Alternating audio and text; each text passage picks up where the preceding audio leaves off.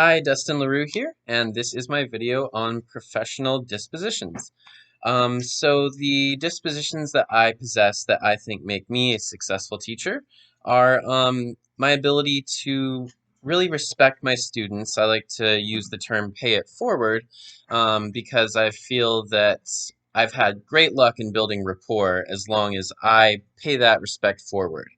Um, sometimes my philosophy is that sometimes people confuse the word respect with the word obedience. Um, and I think respect needs to be given to be, received.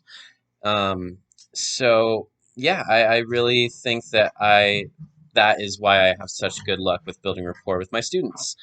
Um, and a disposition that I can work on and an area that I can grow in as a teacher would definitely, I think, just being more familiarized with curriculum and the lesson planning process. Like I mentioned before, I think my rapport is where it should be.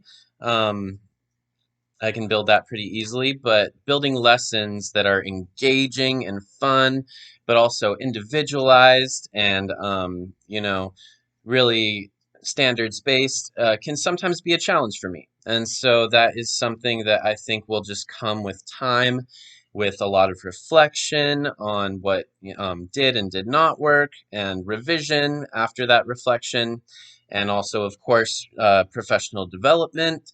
Um, yeah, so to sum it up, just I think that as long as I keep a growth mindset, um, I will be able to, yeah, become a lot more skilled and competent and just have a much larger toolbox, a much larger repertoire of fun techniques and specific lessons to pull out depending on what is needed by my students.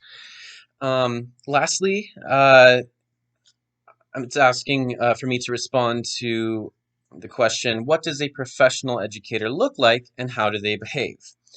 What standards guides their thinking and actions? Well, I would say that a professional educator, of course, needs to have a professional appearance and conduct themselves professionally in their speech and behavior. Um, but also, there is obviously no one clear-cut definition that everybody should adhere to. For instance, not all teachers need to wear ties. Not all teachers need to, have polished shoes. But yeah, so it can look different. It can look very different, all within the realm of still having a professional appearance, behavior, and practices. And as far as the standards that guide professional educators' thinking and actions, I would say that, yeah, that's kind of along a similar vein as the appearance thing I just mentioned.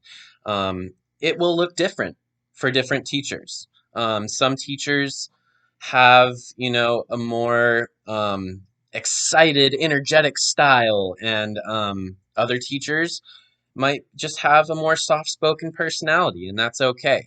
I think the students can pick up on whether or not you are being genuine to yourself and your own personality and what works for you, or if you're not, being true to yourself.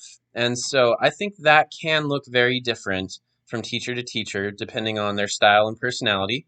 But of course, there are certain best practices that all teachers should adhere to. For instance, using data.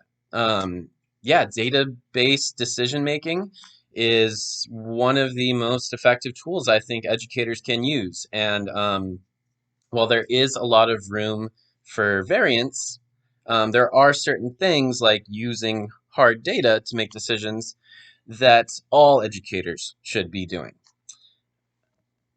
And that's it. Thank you.